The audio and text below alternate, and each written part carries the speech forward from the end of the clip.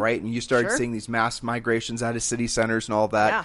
And so the point being is that Julie and I were essentially throwing spitballs at the idea that because of the advent, I just said spitballs, and Zoe gave me a dirty look, and now she's rolling her eyes looking at me. Yeah. No, Zoe, it's not okay to throw spitballs. But with the advent of Starlink and all this other technology, and now you discover that indeed there are completely off-the-grid homes. And the only thing that wasn't off the grid in a lot of these houses, if I remember correctly, is they actually had water storage tanks. They had to bring in their own water. That's right. But as far as their, the heat and the electric, all sorts of, you can run your house completely off electric. If they had With solar solar panels and battery backups That's and right, the lots whole of thing. batteries. So that's cool. Yeah, so if you wanted to check this out, go to earthbiotecture.com. You could even rent one to try it out. So what answering my own question, one of the things that I'm kind of learning from that I thought was not surprising, but very interesting, right? From a humanistic sort of observational perspective. There you go. Thank you very much. Is how each of these communities, and we're traveling sometimes 8 hours, like tomorrow, between one city and one community and one state to another. The way that people look, dress, and act is more distinct than I honestly remember. Yes. And I love it, to be honest with you, because it's very distinct. In the cities, everything's the same. Right? Sure. I mean, Dallas is not that different than Atlanta, for example. Exactly. Or not that different from, say, for example, any other city of similar size. You go to Orange County in Dallas, Texas. Not that different. Not that different. And that's the thing that I'm really finding incredibly invigorating on the sojourn, is that still exists in our country. And I love it. Especially I really the do. Smaller and medium-sized towns do really have their own theme. They haven't lost it, and they're fighting for it, you can tell. That's right. And some of them feel more casual. Some of them are more artist colonies. Some of them have some other theme going. But you can definitely tell a feel for a community. Even, we noticed going to gas stations.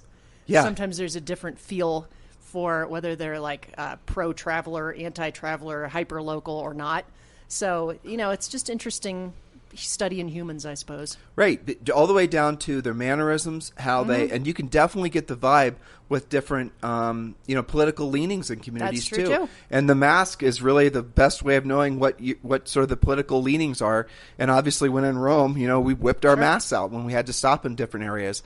But it's, I guess the other thing was fascinating, again, just being observational, is the different ways people are, in different communities, how they have their hair differently. Yeah. And like here, where were we before this?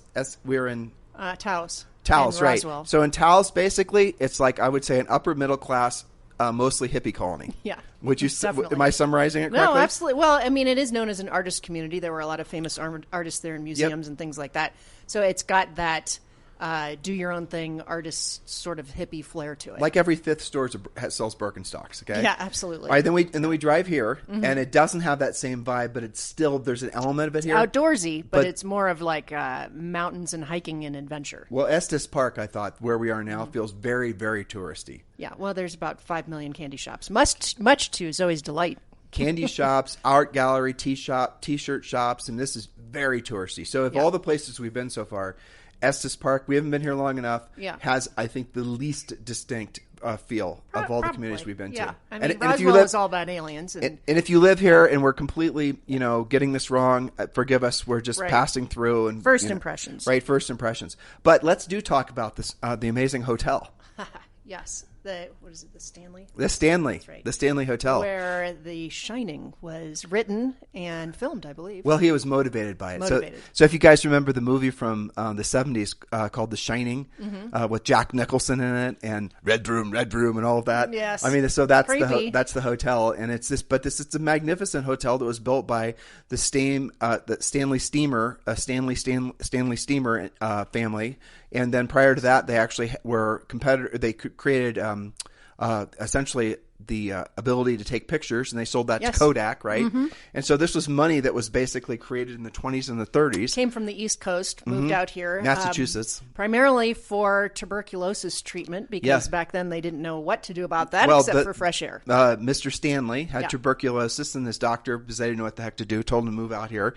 And he did, and he brought all of his fortune with him, and he built this just ridiculous hotel. It's magnificent. Yeah. So if you are ever in this part of the country, that's a great place to investigate. And if you have an inkling towards, ghost adventures, there's some things that you might want to research online about that too. Of course. Well, you're in the part of the world where there's lots of ghosts. Indeed. And so we want to thank all of you who have been sending us travel suggestions and just little hamburger joints and things like that on Instagram.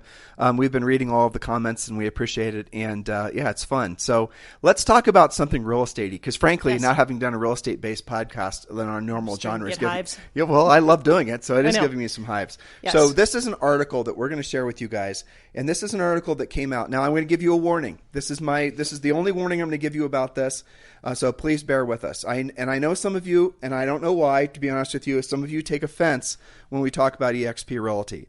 And again, we're going to read an article, and we're going to also post a link to the article in the description of today's podcast.